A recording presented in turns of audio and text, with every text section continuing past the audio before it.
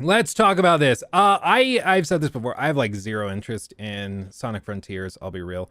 Um, it's why I didn't even like try to get a review code. I just really don't care. I don't. I just yeah. I don't give a crap. Get pretty much across the board. It's like a 7 out of 10. Apparently, it's not the worst thing ever, but it's just not very good. And as I look at like the gameplay, it just really just does not look good.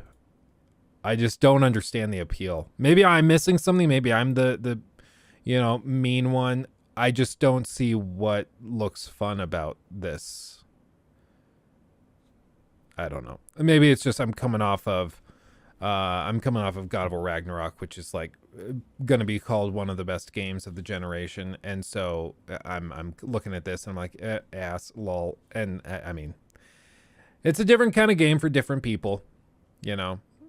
This was never going to be a game of the year contender, let's be honest, but that's not really what it was trying to be. It's just kind of casual fun to turn your brain off to. And if you have fun with these types of games, good on ya. I'm not one of them, but yeah, even the footage bores me. Yeah, that's kind of where I'm at. I'm like, not great. Okay, whatever. Side quests. I mentioned this in the last video. The font they use for all of this is a font I used for my thumbnails for like 4 years. So every time I see it, I have like flashbacks of making thumbnails in my crappy little apartment while working at Best Buy.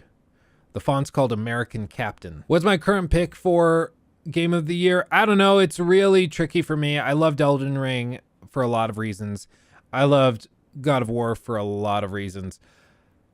Honestly, if I had to predict, I would guess that God of War probably takes it, simply because the overwhelming majority of Game of the Year awards the last 10 years have gone to narrative games when they're competing against gameplay oriented ones.